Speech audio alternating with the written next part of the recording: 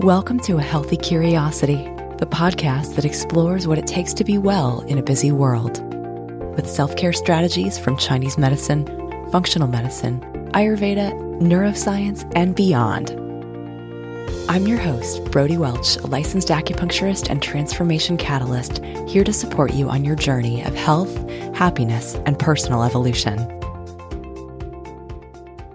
Hello, and welcome to today's show. I'm your host, Brody Welch, a licensed acupuncturist, herbalist, and holistic health strategist, and I am so grateful that you are tuning in today. In today's episode, we're going to be talking about the science of energy medicine with Dr. Jill Blakeway. And here on the show, we've been building something of a content library on the science of acupuncture and how it works from a biomedical perspective. We've delved into some of those mechanisms of action. And today we're taking on this notion of acupuncture as a form of energy medicine. Before we get to the interview, I wanted to thank those of you who have written in with questions for me to answer in upcoming shows. There's one in particular that I'm very excited about and I'm working on for next week on how to bring the energy of the 5 elements into our daily lives. So I hope you'll tune into that one as well. If you've got a question you'd love for me to answer, there is still time to drop me a line over at brody@brodywelch.com. That's Brody with an IE and Welch with a CH. And I wanted to let you know that I've got room on my calendar for 2 coaching clients beginning in March. If you're working on being kinder to yourself, being more consistent with your healthy habits, if you're feeling stuck or overwhelmed and would like some compassion and smart strategy about how to get off your plateau, head over to brodywelch.com, check out the About Me page, and let's see if we're a good fit to work together. And if you're new to the show and you are interested in learning more about this particular topic on the science side of Chinese medicine, I'm betting that you would dig the episodes that I've done recently-ish with Mark Whalen, with Mel Hopper-Kulpelman, and Ayla Wolf, to name just a few of my wonderful, esteemed colleagues who have helped unpack this for everyone out there. Okay, and now on to the interview portion with Dr. Jill Blakeway. Welcome to A Healthy Curiosity. I'm your host, Brody Welch, a licensed acupuncturist and holistic health coach. And today we're going to be exploring the science of energy medicine, of which acupuncture may be a part. My guest today has written a book on the topic, and she is a widely respected and renowned colleague in the field of Chinese medicine. Jill Blakeway is a doctor of acupuncture and Chinese medicine, a licensed and board-certified acupuncturist and clinical herbalist practicing energy healing for over 20 years. Jill founded the Unova Center in New York City in 1999, where she's the clinic director. She's the co-author of Making Babies, a proven 3-month program for maximum fertility, the author of Sex Again, Recharging Your Libido, and recently she's published her 3rd book, Energy Medicine, The Science and Mystery of Healing. She also has the distinction of being the first acupuncturist to ever give a TED Talk at TED Global in 2012. Jill Blakeway, thank you so much for joining me today. Brody, thank you so much for having me on your podcast. I'm excited to chat. I am delighted to talk with you. I've been familiar with your work for a while now. I've heard you on other podcasts, which is great because there's not too many of us trying to make the rounds and spread the good word about Chinese medicine. And I'm excited to talk to you, especially because lately on the show, I have been geeking out with many a colleague on sort of the biomedical aspect of Chinese medicine. We've done a few shows about how acupuncture works from the biomedical angle, sort of the mechanisms of action. We've talked in depth about particular conditions and how Chinese medicine can treat it and like what is biologically and biomedically happening.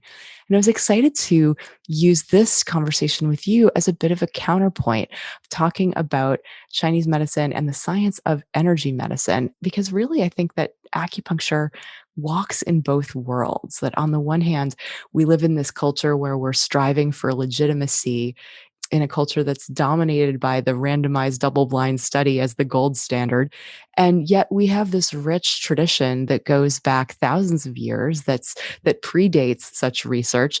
But certainly acupuncture can be said to be a scientific medicine based on observation and continuous, rigorous ability to repeat a result over thousands of years.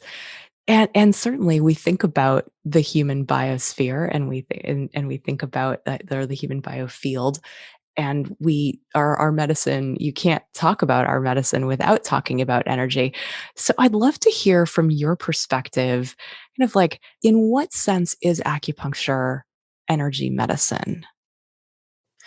Well, you're absolutely right, Bodhi, incidentally. I think all of us have focused a lot on the sort of biophysical effects of acupuncture. And we've taken a somewhat Western mechanistic view of it because we wanted to be accepted within the medical community. And I was very much that kind of practitioner. I did my initial training in a hospice. I founded a program in a hospital.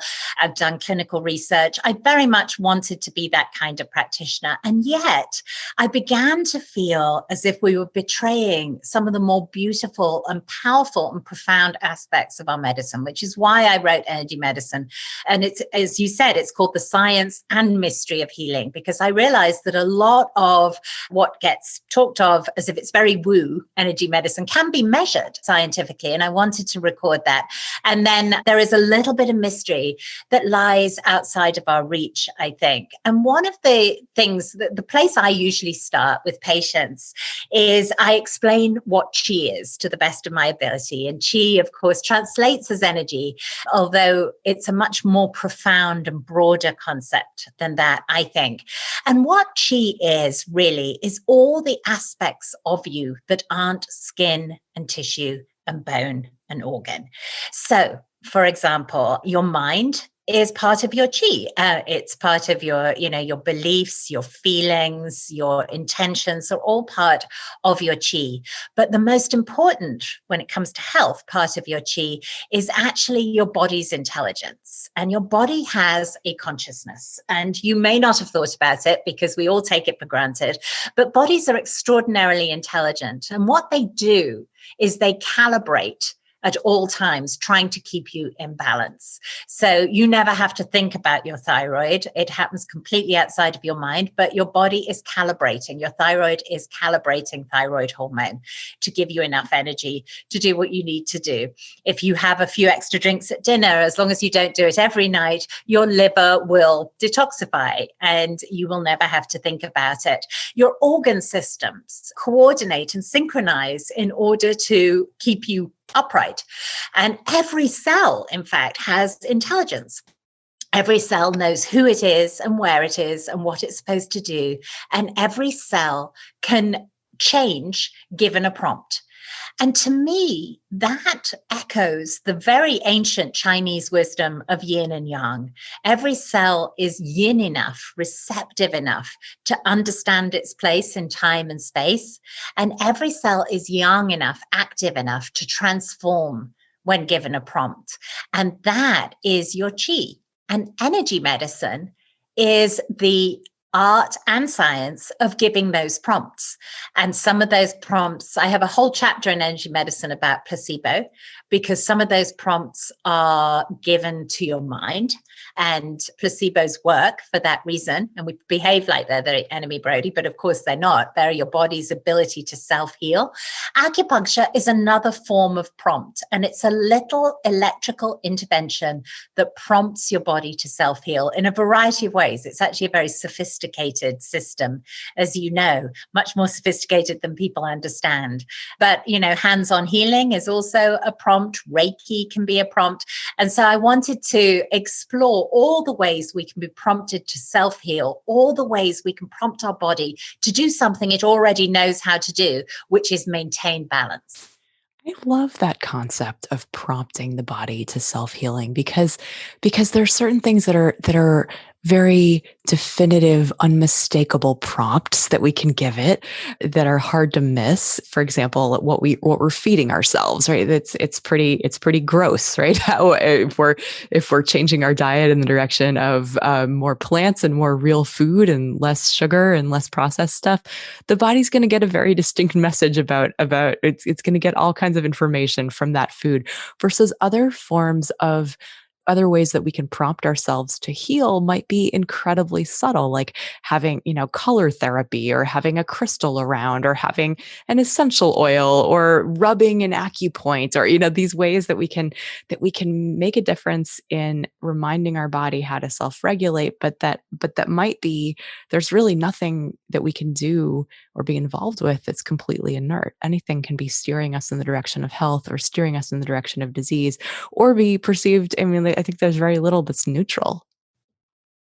I think so. And I think once you start to see your body's intelligence as a form of consciousness, then you can start to ask yourself, what would support this mission? Your body's mission is to keep you in balance. If you do something that pushes you out of balance, your body will try and get you back into balance. And most of the chronic diseases I see are actually issues of miscommunication. Your body hasn't been able to communicate correctly. And so the self-healing mechanism has gone awry. Sometimes it's overacted, like in autoimmune diseases. Sometimes it's underacting, or sometimes it's just miscommunication. I do a lot of fertility medicine, and there is a lot of communication in the reproductive system. And sometimes people just lose their rhythm. Women lose their menstrual rhythm. And it's a communication issue. The hypothalamic pituitary ovarian axis is no longer communicating like it should. And then that prompts you to ask, what would help my body do what it already knows how to do? And some of those prompts can be quite subtle. I often think that the reason that we're so good at treating hormonal problems, for instance, which is one of our specialties at my practice in New York, Unova, is because hormones are subtle. They're in a very subtle feedback system. And so tiny amounts of herbal medicine, a gentle modality like acupuncture, self-massage, visualization, these things can actually have a profound effect on something as delicate as hormonal balance, and certainly worth trying. And one of my missions has been to teach people what prompt to choose for what issue. I'm glad that you brought up hormone balance because really, whether we're talking about hormones or neurotransmitters, anything that it is all about communication in different parts of the body. And you really can't speak of any hormone without thinking of all of the others that it impacts because it's part of this self-regulatory whole that is the body. And one of the reasons where so many disorders that have their roots in stress. I think that it's so easy to help someone get back on track by giving them acupuncture because it immediately downshifts us out of that sympathetic overdrive of fight or flight and brings us back into that rest and repair, rest and digest state where healing and the body's able to remember, oh, right, this is where I'm supposed to be operating most of the time. And that's something that acupuncture just gives us an incredible visceral sense of. And then we can send people home with how to breathe, how to move in ways, or how to think differently such that we are not continually biting the hook of things that stress us out and thus throw our hormones out of balance. Yes. And, it just makes sense, doesn't it? That if your body is busy trying to fight a war, it starts to prioritize the trying to fight a war function. So, it'll prioritize. This is when we see the sort of overactive immune systems and inflammation and mucus, all your body's sort of armory for fighting off a pathogen. And we give ourselves the message that we're at war a lot, even when we're not. So yes, one of the ways that acupuncture works, I think, is that it does downregulate and it mediates the autonomic nervous system in a way that allows us to have a respite from the fight. And when your body gets a little break, it knows what to do. Now, acupuncture goes a bit further than that because then it gives instructions to the body what to do. I think of it like talking to the body in code. And what was interesting, Freddie, is when I did a chapter on acupuncture in energy medicine, and you can imagine I really wanted to get this chapter right. I am an acupuncturist. So I really wanted to think about how acupuncture works on our biofield and how it is a form of energy medicine. And one of the places I started was acupuncture points are different to other points in the body. They're noticeably different on MRIs. They have blood vessels that kind of hook around them. You can spot them. And I wondered why. And I started to look at clinical research. And there's a very interesting piece of research from the University of Vermont from a woman called Dr. Helen Langevin, who looked at acupuncture points and why they're specialized tissue, or to see if they are specialized tissue. And what she found is that the acupuncture points have a greater pull force. And what that means is that when you try and pull a needle out, they grip the needle more than the non-acupuncture points. It's about 20% more. So it's not a huge amount, but it's measurable. And then she did research on rat abdomen, and she found that when an acupuncture needle is put in place and then manipulated, which is how we do acupuncture, we don't just put the needles in, we then twist them a little bit.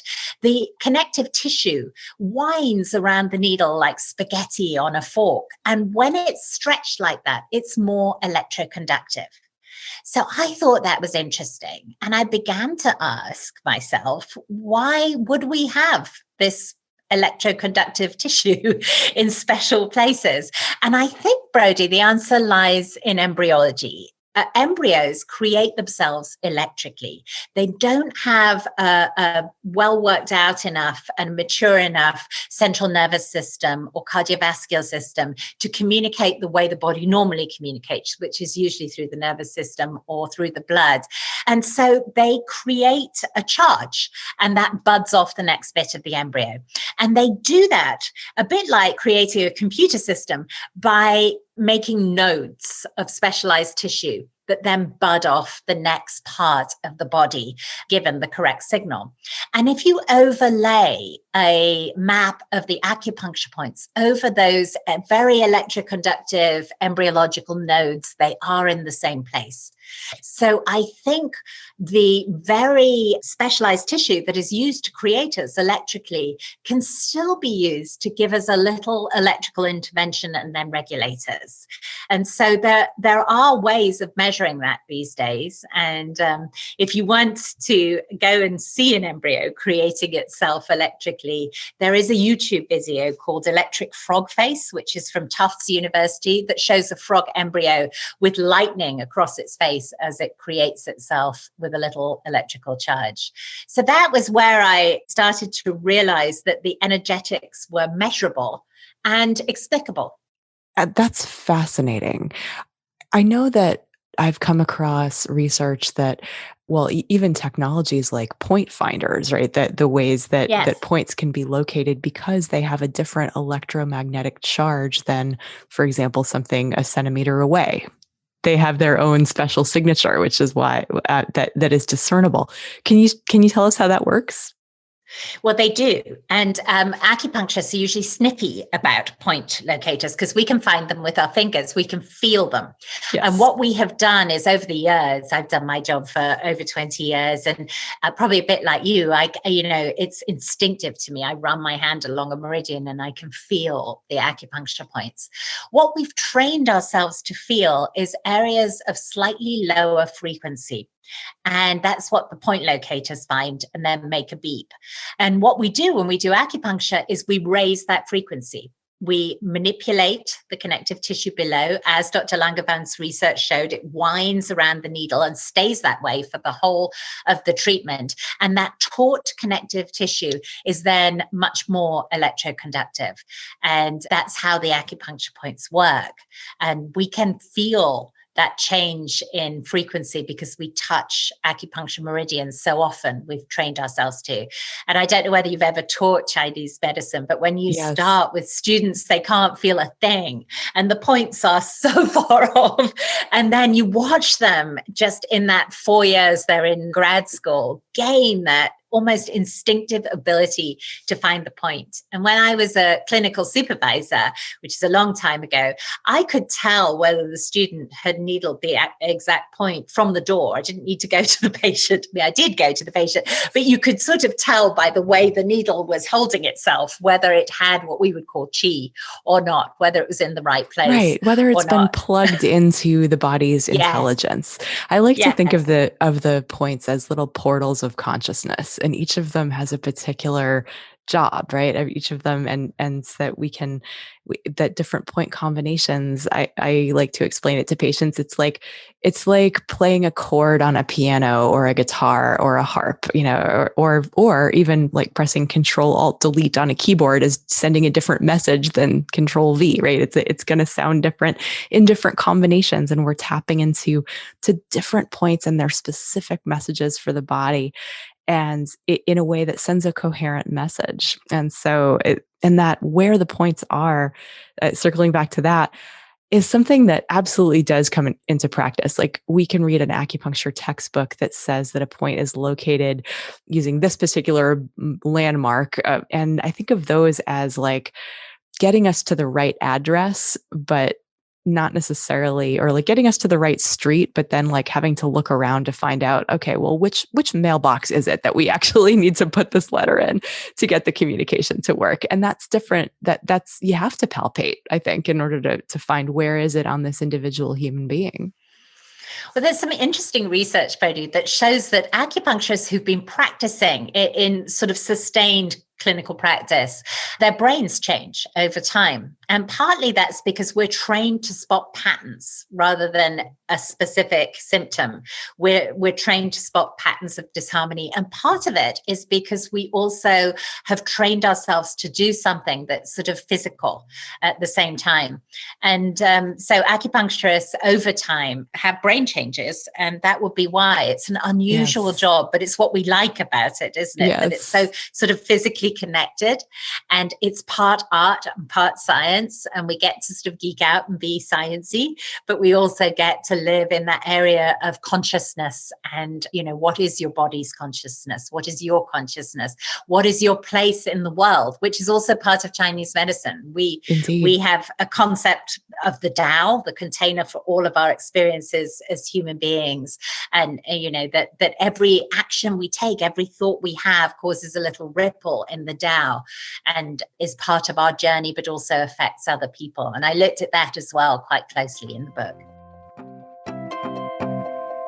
This episode of A Healthy Curiosity is brought to you by the Classes and Meditations page at brodywelch.com. While we're talking about the science of energy medicine, I wanted you to know that I have a couple of courses on the subject. My 12 Treasures Qigong class teaches you to tune into your own energy and learn how to flow with it. You'll learn a 20-minute moving meditation routine designed to be like a moving multivitamin. Looking for a deeper dive into the anatomy of your subtle body or the energetics of your personality?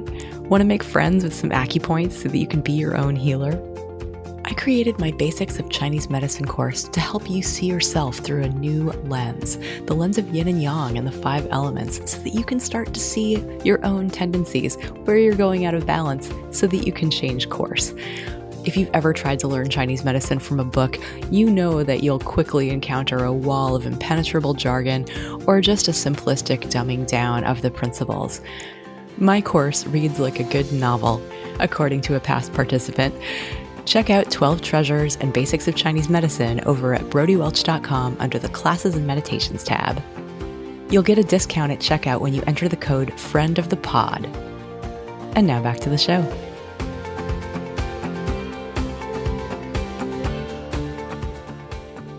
That idea that there's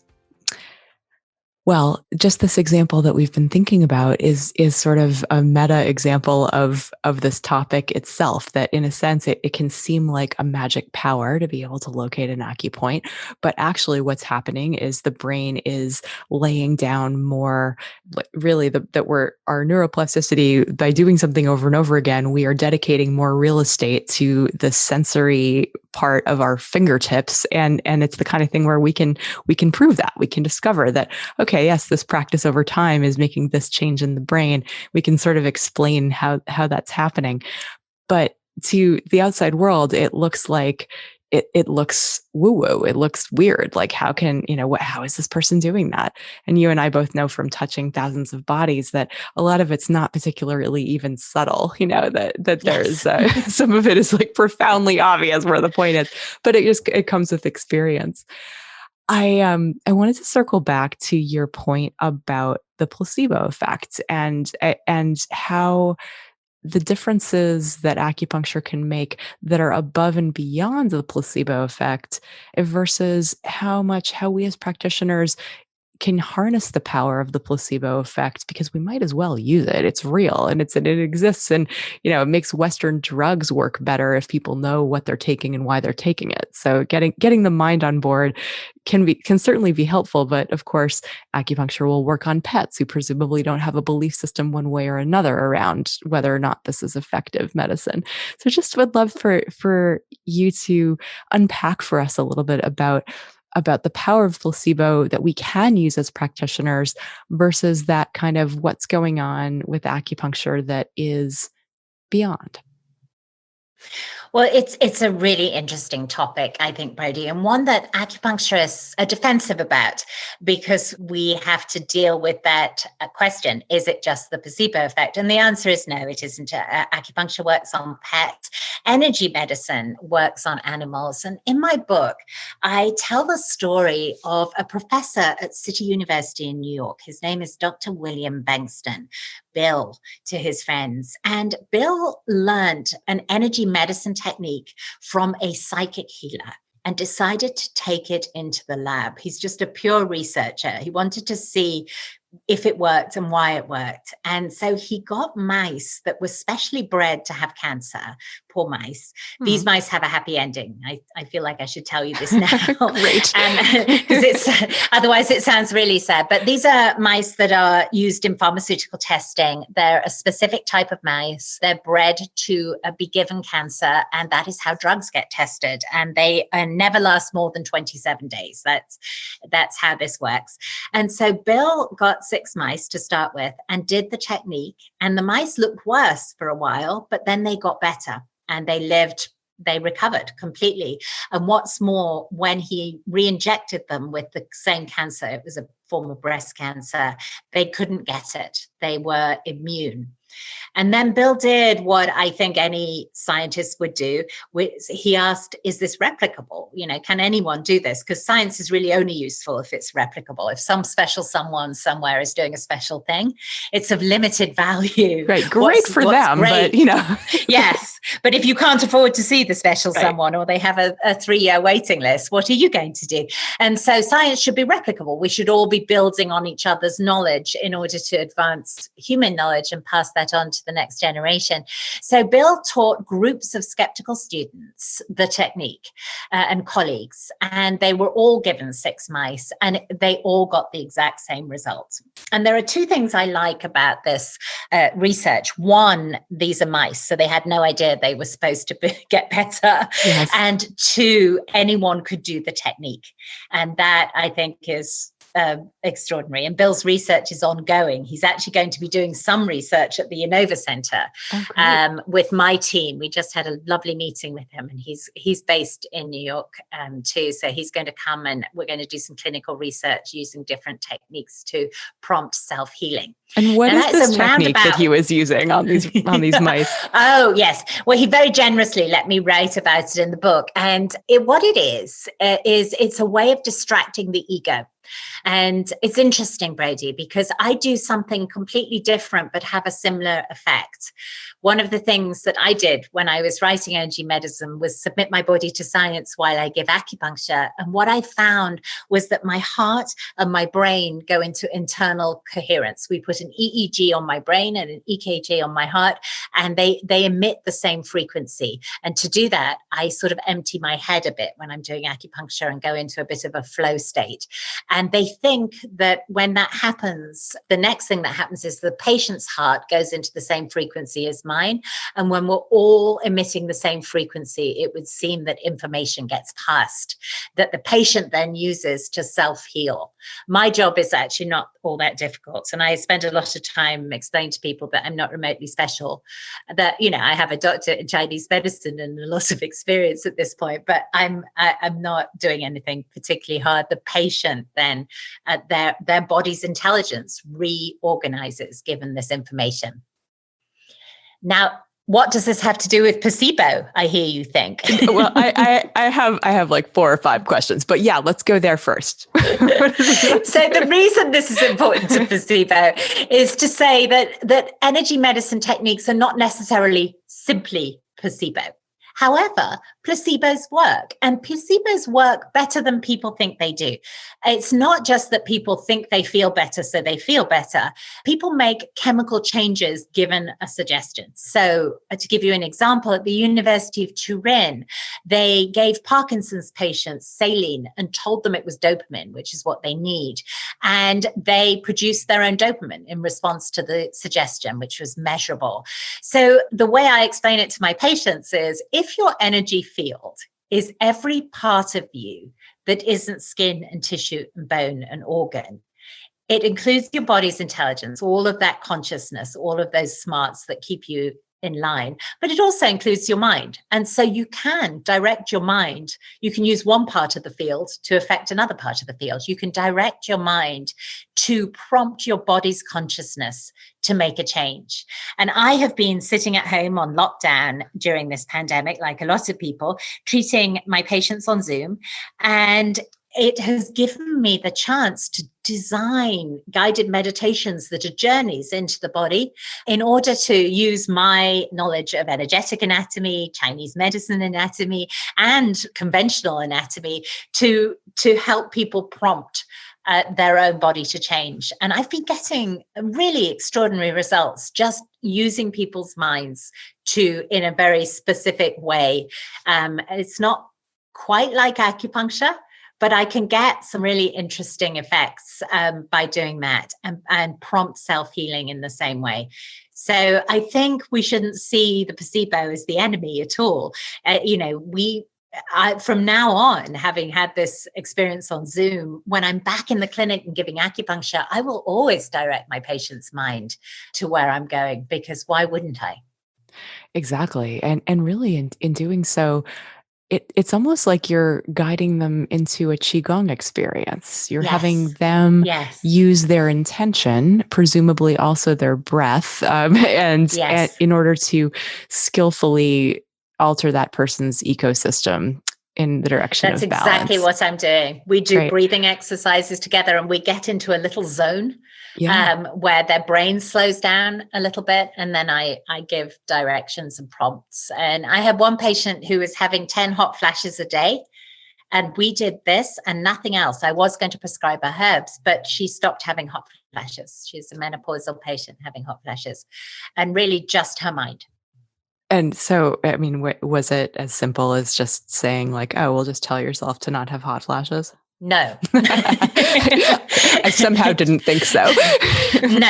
No, I found that doesn't work. It's not a mind over matter thing. No, you sort of have to get to the root of the hot. This is where it's helpful to know a lot of anatomy and physiology, actually, because you have to get to the root of the hot flashes and then help your body's intelligence do what it knows how to do. So, having an understanding of pathophysiology is really important. That understanding that there isn't enough estrogen and that is the root of this is an important part of it.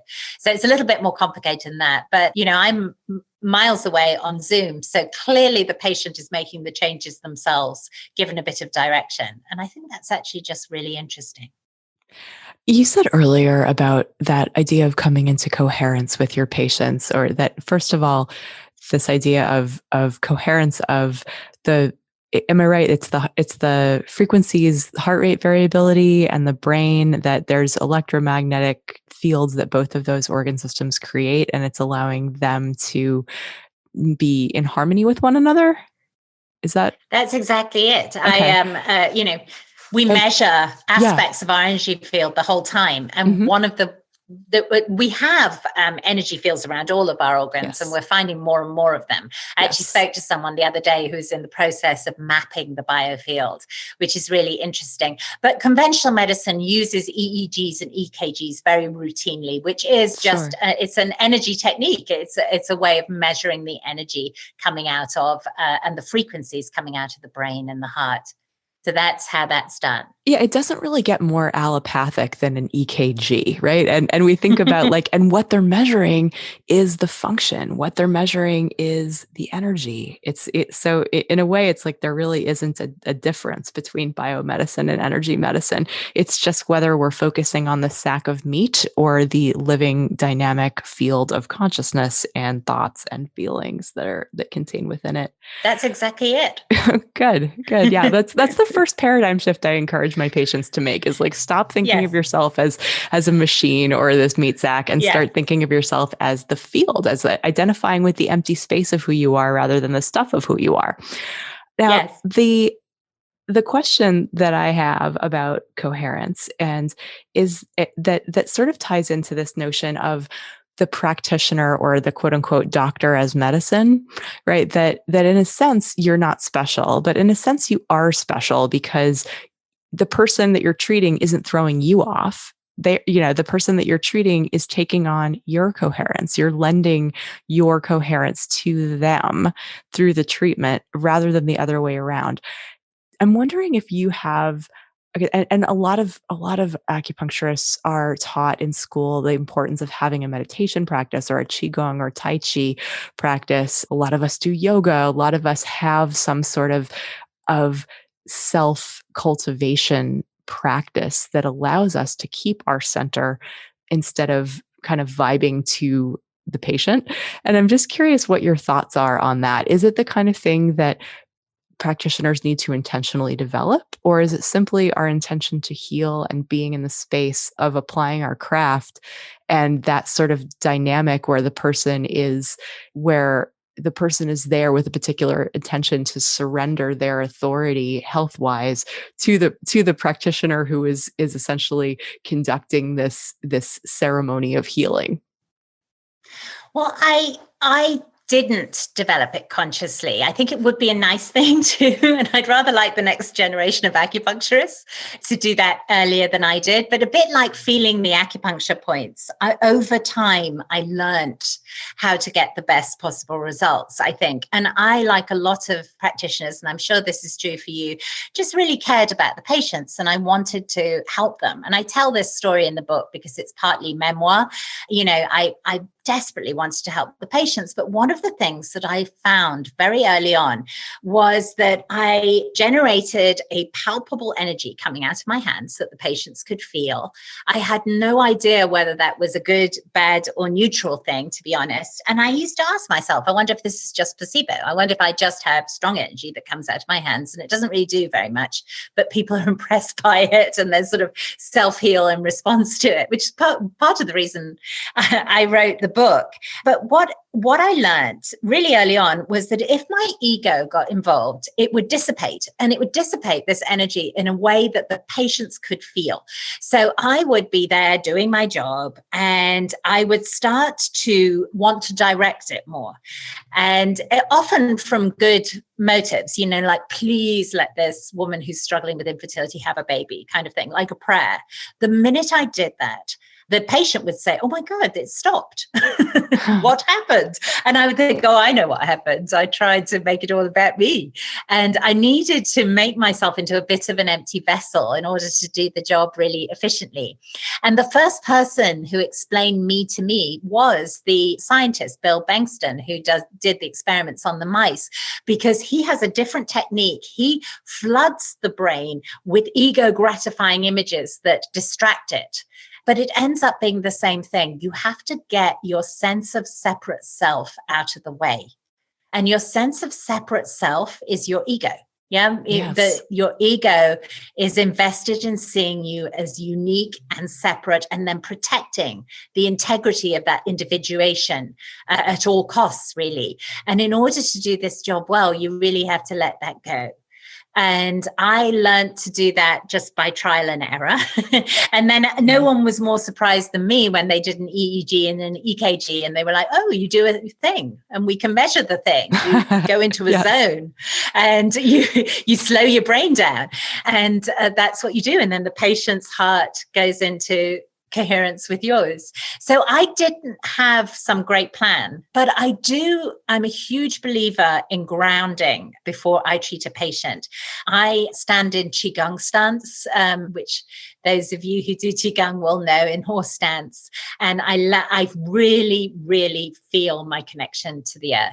And there's a way of standing with your knees slightly bent and your back straight and your pelvis tipped forward that just creates an alignment that is very grounding. And then I breathe consciously, diaphragmatically for a minute or two before it's not really a minute, I bet it's 30 seconds before I put in a needle. And I'm very unshakable in the clinic. And I think that's important. If you're going to create this kind of connection and you're going to allow someone's system to reorganize in response to a prompt, you have to maintain a clear channel. And to do that, all you have to do is ground. And I never pick anything up from the patients. People always ask me, but it's not really a two-way thing at all. I have good energetic boundaries at this point. And again, I just learned it on the job. That idea of universal energy being the thing that is doing the healing, if I heard you correctly, that's sort of the idea that your when you made it all about you, the healing energy diminished or stopped entirely, and this idea of being this empty vessel through which this idea of chi, or I don't know, universal life force or something, it can flow through us and into our patients.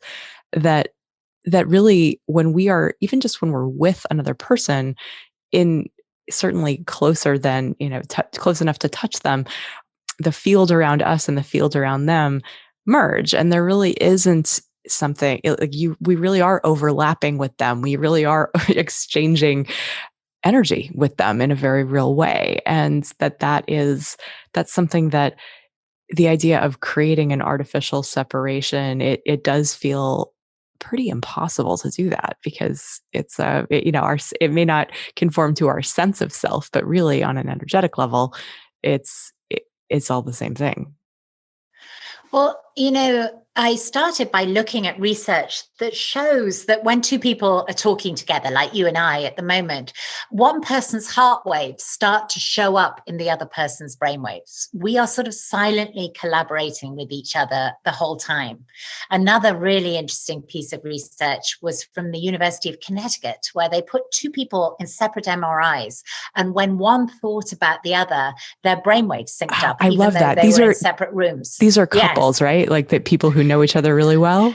Well, that was a healer study? and that was a healer and a healee at that point. So they were having healing thoughts about the other person, and their brainwaves started to sync, which I think, Brody, is that same feeling you get when you think about someone and then they text you, which happens to us all Yes. the time. Yes. Or people like you and I, we think about a patient we haven't seen in years, and then we find them on our schedule the next week. And we're like, oh, I guess they were thinking about me. So we are connected in ways that we are yet to understand. But here's where I ended up at the end of this book. And it changed me. It changed everything in my life, actually. It changed the way I saw everything. I think there isn't a separate universal consciousness. I think we are it, as in that consciousness in your body is bigger than your body. So your physical body is individuated. You're here being you. You are Brodying over there and I'm Jilling over here, but we are exactly the same consciousness. We're exactly the same yin and yang, receptivity and activity, toggling away, maintaining balance or attempting to maintain balance. And that is us too. And there is a point at which there is no separate self. And I didn't know I was going to find that out when I started writing the book at all. But that's where I ended up, that there is the idea of a separate self is a bit of an illusion based on our physicality and our ego, and not understanding the parts we cannot see. But we're getting glimpses of measurable connection, like the studies I talked to you about, like what they did with me in my clinic, showing how I connect with patients. We're getting glimpses that we're part of something much bigger. And I think the name for that in Chinese philosophy would be the Tao. The Tao is very sensible. or the Yuan Shen, perhaps. Possibly. Yeah, possibly, but I think it's the Tao. I think it's the container for all of our experience, and it's too vast. The Tao that can be spoken of is not the real Tao. Not the real Tao. As it's hard to talk about. It's hard to talk about, but it's because it's all of us, I think. And that is the area that you and I are lucky enough to dwell in. We dwell in the connection rather than the separateness. And that's how we're able to affect change, I think. Absolutely. Well, and reminding people that they are, connection is the medicine for so many things, right? And as human beings, one thing that we're discovering, I think, during this pandemic now more than ever is how much we need each other, and how much we need to be around each other's energy for the sake of our mental and physical health. And and a lot of times just encouraging people to feel into that interconnectedness is in and of itself a healing intention. Yes, I've been teaching a lot of my patients sort of consciousness expanding techniques. I touched on them with breathing exercises in the book, because I went to see, as part of this book is travelogue, but I went to see an amazing yogi on an island off the coast of Japan, the southern coast of Japan, a place called Fukuoka. His name is Master Kawakami. And Master Kawakami, who's in his 80s, appears to be impervious to pain. And he proves this quite regularly by sticking skewers through his tongue and doing things that are really quite scary looking. But what he is someone who has a very, very expanded consciousness, which gives him control over his body. And so at times when he's been studied, he's quite well known in Japan. He's published about 40 books, and he's a beloved meditation teacher. But at times when he's been studied, they've put him in an MRI and burnt his feet with lasers. And he doesn't register pain at all in his brain, but he's able to flood his body with endorphins at will, which makes him something of his own placebo. He has control over something that most of us don't have control over, which is his body's self-regulating system. And he's highly skilled and highly trained. He's been doing this a long time. But I was profoundly changed by watching him as a healer. He's a very humble man. He works in a yoga studio. He owns a yoga studio in Fukuoka, even though he's published all these books. And people just knock on the door and come in for healing. And he's extraordinarily gifted. But I realized that his gift comes from his ability to access his broader consciousness. That kind of thing, I think, shows us the potential that we have within us, getting back to that. Yes. It's all just what we choose to cultivate. I'm curious about if there are practices that you suggest that people cultivate that help them connect with their own energy field. Or you mentioned grounding. Like, is there something that you could share with people listening that they could try out? Shall we do it together? Should we do like 5 minutes? Let's do it. Unless you're driving, in which case press pause and come back to this at a safe time and place. Don't do this when you're driving, or in fact moving around. Just come back. But let's do a little meditation together, and let's go on a journey. So just take some nice settling breaths into your abdomen. And then imagine that you have tree roots coming out of your sacrum and the balls of your feet going into the earth. And in your mind's eye, just see them go deeper and deeper and deeper. And let yourself feel the pull of gravity on your body. Feel how physically here you are. Feel how much a part of the earth you are, how affected you are by the monthly rhythm of the moon or the annual movement of the sun and the seasons. Feel how much the earth nourishes you with water and oxygen and food. You are very much a creature of the earth, but it isn't all of who you are. Every cell in your body has a life force, has awareness, consciousness, intelligence. You would not be alive if it didn't. So I want you to imagine a ball of intelligent light above your head. And this light is both yin, receptive, and yang, active. It is very fast moving. It's literally the stuff that gives you life. Without it, you would just be an empty body.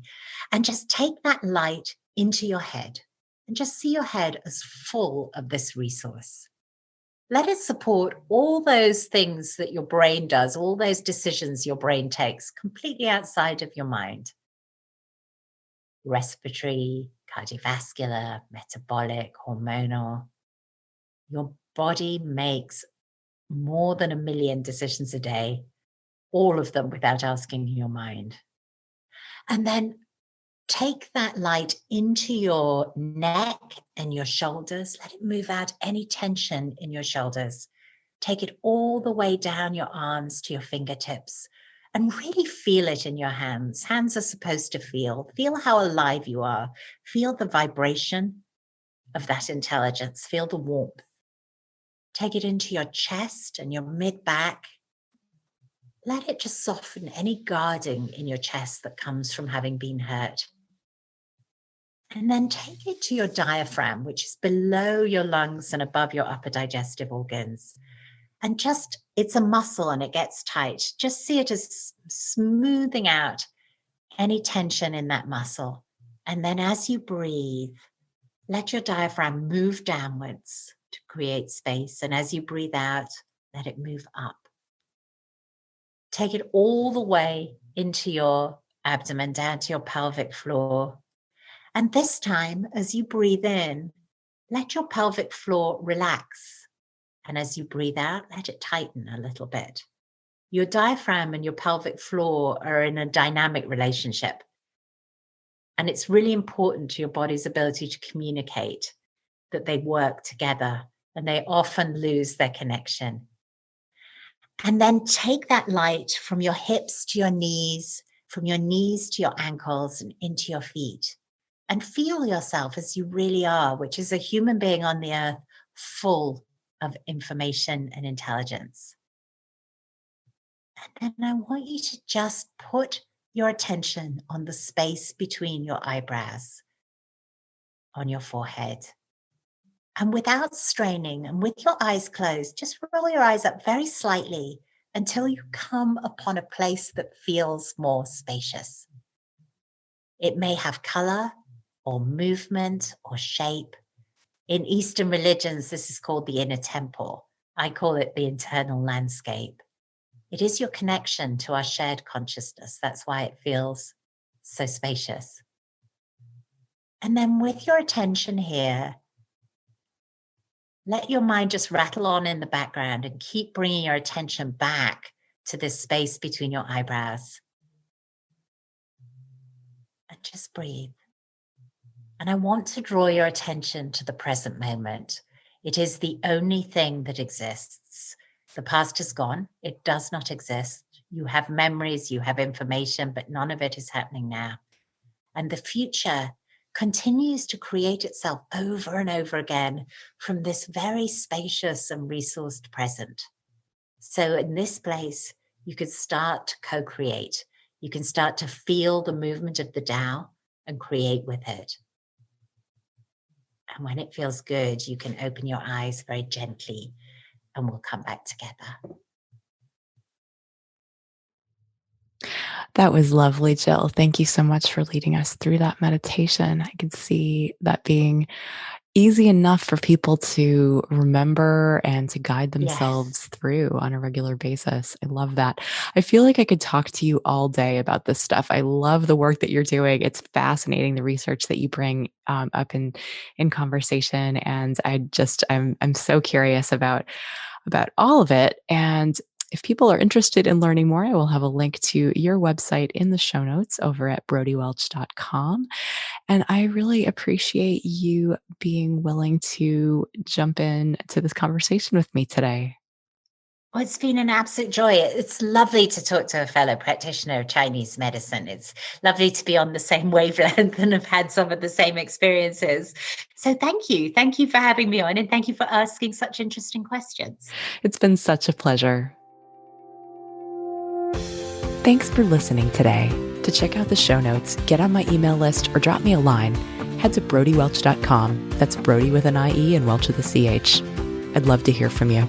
If you learned something new or feel inspired to try something different in your life, I'd love for you to pay it forward by sharing this episode with a friend who you think could also benefit and give them a reason to listen. You'll be helping to create a world where we encourage each other to embody self-respect. Till next time, be good to yourself.